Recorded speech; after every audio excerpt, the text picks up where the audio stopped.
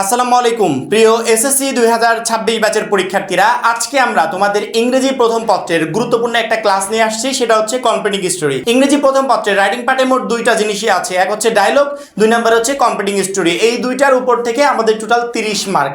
ইতিমধ্যে আমরা ডায়লগের ক্লাসটা দিয়ে দিয়েছি। আমাদের ডায়লগের এই ক্লাসটা যে সমস্ত শিক্ষার্থীরা একবার দেখবে, আমার মনে হয় ডায়লগের টোটাল প্রবলেমটাই তার সলভ হয়ে যাবে, অর্থাৎ ওই একটা মাত্র ক্লাস দেখলে এনাফ। এখন আমরা ক্লাস দিচ্ছি কম্পিটিং স্টোরি। এই কমপ্লিটিং স্টোরি রিলেটেড ক্লাসটা যে দেখবে তার এই কমপ্লিটিং স্টোরির টোটাল প্রবলেমটা সলভ হয়ে যাবে। কিন্তু ক্লাসটা শুরু করার আগে গুরুত্বপূর্ণ একটা কথা বলে রাখি, মাত্র 100 টাকায় যারা এখনো আমাদের এসএসসি 26 টার্গেট প্লাস কোর্সে যুক্ত হন, এই খুবই দ্রুত করো। কারণ কি, একটা মাত্র কোর্সে তুমি সকল সাবজেক্টের সাজেশন পাবে, সকল গ্রুপের পিডিএফ আকারে, বিগত 5 বছরের বোর্ড এমসিকিউ পাবে উত্তর সহ পিডিএফ আকারে, প্রত্যেকটা সাবজেক্টের প্রত্যেকটা চ্যাপ্টার ভিত্তিক জ্ঞানমূলক এবং অনুধাবনমূলক প্রশ্ন উত্তর পাবে পিডিএফ আকারে, চ্যাপ্টার ভিত্তিক সংক্ষিপ্ত প্রশ্ন উত্তর পাবে পিডিএফ আকারে, গ্রামার অংশে শর্টকাট টেকনিক, লিখিত অংশে শর্টকাট টেকনিক, পড়াশোনার রুটিন, এ প্লাস গাইডলাইন সবকিছু থাকছে এই একটা মাত্র কোর্সে। যারা এখনো আমাদের কোর্সে যুক্ত হন, স্ক্রিনে দেওয়া নাম্বারে 100 টাকা কোর্স ফি পাঠিয়ে এই নাম্বারেই হোয়াটসঅ্যাপে আমাকে জানাবে ব্যাক কোর্স ফি পাঠিয়েছি, সাথে সাথে তোমাকে গ্রুপে যুক্ত করে নিব। তখন থেকে তোমার এই ক্লাস প্রস্তুতি শুরু হয়ে যাবে। কথা হচ্ছে, কমপ্লিটিং স্টোরির জন্য তুমি যদি শর্টকাট ফরম্যাট অবলম্বন না করো, সেটা সবচেয়ে তোমার জন্য বেটার হয়। কারণ কি, কমপ্লিটিং স্টোরিগুলো সাধারণত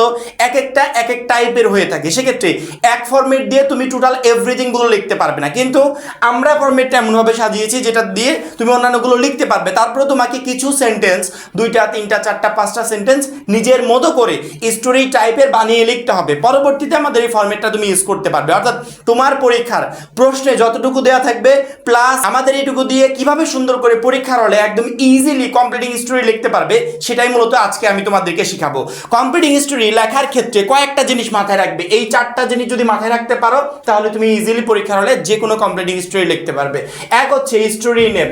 তোমার প্রশ্নে যতটুকু অংশ দেওয়া থাকবে ওই অংশটুকু দিয়ে তোমাকে একটা নাম খুঁজে বের করতে হবে কমপ্লিটিং স্টোরি। সেই নামটা তুমি সবার উপরে লিখবে, ঠিক আছে? লেখার পরবর্তীতে কোশ্চেন। তোমার প্রশ্নে 3 লাইন 4 লাইন 5 লাইন এরকম করে দেওয়া থাকবে।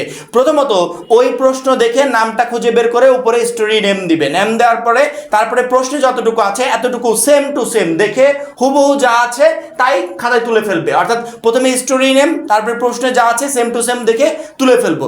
তুলে ফেলার পরিবর্তে যেই রিলেটেড বা যেই বিষয়ের উপর স্টোরি আসছে ওই বিষয়ের উপর সর্বোচ্চ 3 থেকে 4 লাইন নিজের মতো করে বানিয়ে লিখবে। 3 থেকে 4 লাইন নিজের মতো করে বানিয়ে লিখে পরবর্তীতে আমাদের এই টোটাল ফরম্যাটটা তুমি পরীক্ষার খাতায় লিখে দেবে। এবং এই ফরম্যাটটা এমনভাবে রেডি করা হয়েছে যে এই জায়গাগুলোতে স্টোরি দেখে দেখে তোমার প্রশ্নে যে স্টোরিটা থাকবে ওই স্টোরি দেখে দেখে এইখানে ক্যারেক্টার নেম, এইখানে হি অর শি, এইখানে ব্রেভলি অর ইন্টেলিজেন্টলি, এইখানে আবার পুনরায় ক্যারেক্টার নেম, এইখানে অনেস্টি, কাইন্ডনেস অথবা পেশেন্স, যে কোনো একটা পরবর্তীতে স্টোরি নেম বসালে এই পুরো ফরম্যাটটা তুমি যেই স্টোরি দিয়ে লিখছো সেই স্টোরির হয়ে যাবে। কিভাবে এই ফরম্যাটটা স্টোরির হবে সেটাই মূলত এখন আমি তোমাকে দেখাবো। প্রত্যেকটা শিক্ষার্থী স্ক্রিনের দিকে খেয়াল করো। প্রথমত আমাদের কি করতে হবে, আমাদের প্রশ্নে যতটুকু আছে দেখে সুন্দর করে স্টোরির নামটা লিখে নিতে হবে, ঠিক আছে? স্টোরির নাম লেখার পর প্রশ্নের যতটুকু আছে সেম টু সেম অতটুকু তুলে ফেলবো। যদি তুমি পারো, যদি সম্ভব হয় যে আমার যে রিলেটেড আসছে 3 থেকে 4 লাইন আমি বানিয়ে লিখতে পারবো, তাহলে 3 থেকে 4 লাইন তুমি লিখবে। লেখার পরবর্তীতে তোমার কাজ হবে এই পুরো স্ট্রাকচারটা তুমি তুলে দিবে। যে কোনো স্টোরির ক্ষেত্রে পুরো ফরম্যাটটা তুলে দিবে। এই ফরম্যাটটা কিভাবে যে কোনো স্টোরির ক্ষেত্রে ব্যবহার করতে পারবে একটু খেয়াল করো। প্রথমত তুমি লিখবে, the story is very interesting and meaningful. In this story the main, অর্থাৎ আমি কি বলছি, the story is very interesting, অর্থাৎ উপরে আমরা যে স্টোরিটুকু লিখেছি, উপরে যে কমপ্লিটিং স্টোরি প্রশ্নে যতটুকু দেওয়া আছে বা আমার মতো করে 2-3 লাইন আমি লিখেছি, এতটুকু লেখার পর ওই স্টোরিকে কেন্দ্র করে আমি বলছি the story is very interesting and meaningful. In this story the main character, এইখানে চরিত্রের নাম হবে। প্রশ্নে যতটুকু দেওয়া আছে অতটুকু তুমি পড়েছো না, পড়ার পরিবর্তে ওইখান থেকে একটা চরিত্রের নাম তুমি বের করবে। অর্থাৎ ওইখানে যদি কোনো বালককে দিয়ে দেওয়া থাকে বা কোনো একটা ছেলেকে নিয়ে একটা গল্প সাজানো হয়েছে, তাহলে এ বয় বা দা বয় হবে। কোনো একটা মেয়েকে নিয়ে একটা গল্প সাজানো হয়েছে, তাহলে দা গার্ল হবে। কোনো একটা কৃষককে নিয়ে গল্প সাজানো হয়েছে, তাহলে এ ফার্মার হবে।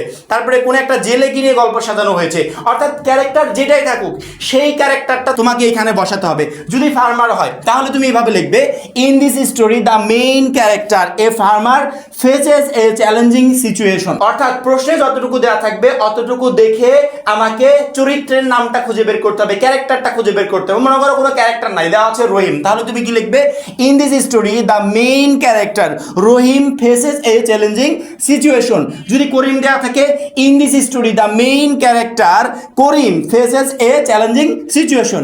এই দুই লাইন প্রথমত কোনো স্টোরি ছিল না। যখনই তুমি পুরো উপরের স্টোরিটা অর্থাৎ তোমার প্রশ্নে যতটুকু দেওয়া আছে ওইখান থেকে খুঁজে একটা ক্যারেক্টারের নাম বের করেছো বা যে কোনো একটা ক্যারেক্টার বের করেছো এবং ওই ক্যারেক্টারটা যখনই এই ড্যাশের এখানে বসিয়ে দিয়েছো তখন পুরো এই দুই লাইন তোমার ওই স্টোরি রিলেটেড হয়ে যাবে। তোমার যেই স্টোরি তুমি পরীক্ষার হলে দেখো না কেন ওই রিলেটেড এই পুরো দুই লাইন হয়ে যাবে। পরবর্তীতে দেখো হি অর শি, যদি মানে যেই ক্যারেক্টারটা তুমি বসিয়েছো সে যদি ছেলে হয় তাহলে ইউজ করবে হি, যদি মেয়ে হয় তাহলে ব্যবহার করবে she.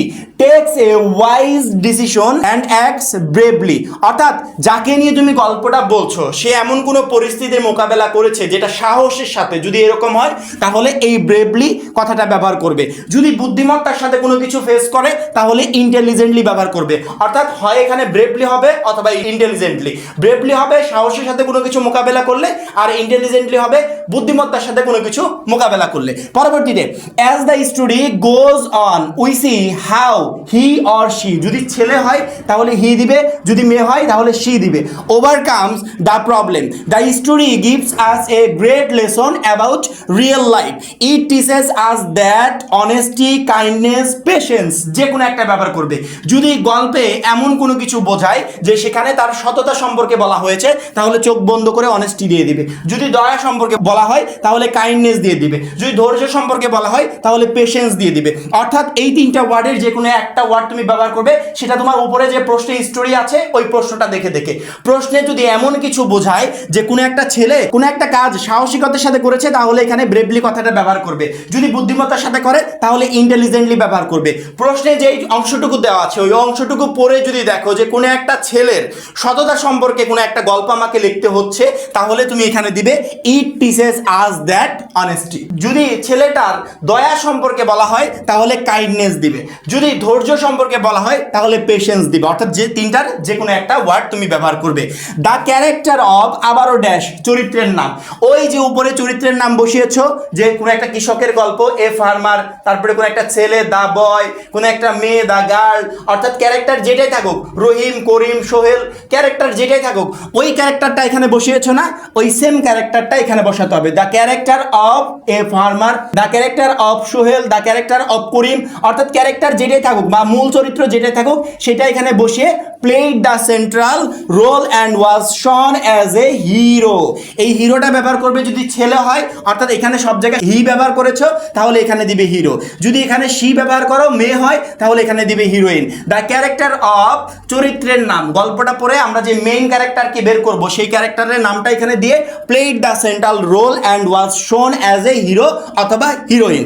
The story is enjoyable informative and very helpful for us, তারপরে মোরাল অফ দ্য স্টোরি, অর্থাৎ স্টোরির নামটা এখানে দিয়ে দিবে। অর্থাৎ গল্পের মূল কথা বা সারসংক্ষেপ যেটাই বলো সেটা তোমাকে এখানে বসিয়ে দিতে হবে। উপরে যে স্টোরি নেমটা লিখবে, উপরে যে স্টোরি নেমটা লিখবে ওই নামটাই একটু ঘুরিয়ে পেঁচে নিচে আরেক রকম ভাবে লিখে দিলেই তোমার মোরাল অফ দ্য স্টোরি হয়ে গেল। অর্থাৎ তোমাকে জাস্ট এতটুকু মনে রাখতে হবে যে আমি আমার স্টোরির এই ফরম্যাটটা মাথায় নিয়ে যাব। পরীক্ষার হলে যে স্টোরি পড়ুক আমি এই ফরম্যাটটা ইউজ করব। শুধুমাত্র কয়েক জায়গায় আমাকে পরিবর্তন আনতে হবে। প্রথমত আমার প্রশ্নে যতটুকু দেওয়া থাকবে অতটুকু দেখে পরীক্ষার হলে একটা স্টোরির নাম বের করব। নামটা উপরে দিয়ে প্রশ্নে যা আছে সেম টু সেম তুলবো। তোলার পরবর্তীতে দুই এক লাইন যদি সম্ভব হয় বানিয়ে লিখে তার পরবর্তীতে এই পুরো ফরম্যাটটা ওইখানে দিয়ে দিব। মাঝখানে কয়েক জায়গায় জাস্ট ড্যাশ ড্যাশ আছে, এইগুলো ওই উপরে প্রশ্নে যতটুকু দেওয়া থাকবে না ওইটুকু দেখে বসাতে হবে। প্রশ্নটুকু দেখে তুমি একটা ক্যারেক্টারের নাম বের করবে। ছেলে হলে ছেলে, মেয়ে হলে মেয়ে, কোনো নাম থাকলে সেই নামটা ইউজ করবে, ফার্মার হলে ফার্মার ইউজ করবে, অর্থাৎ যেইটা থাকবে সেটা তুমি ইউজ করবে।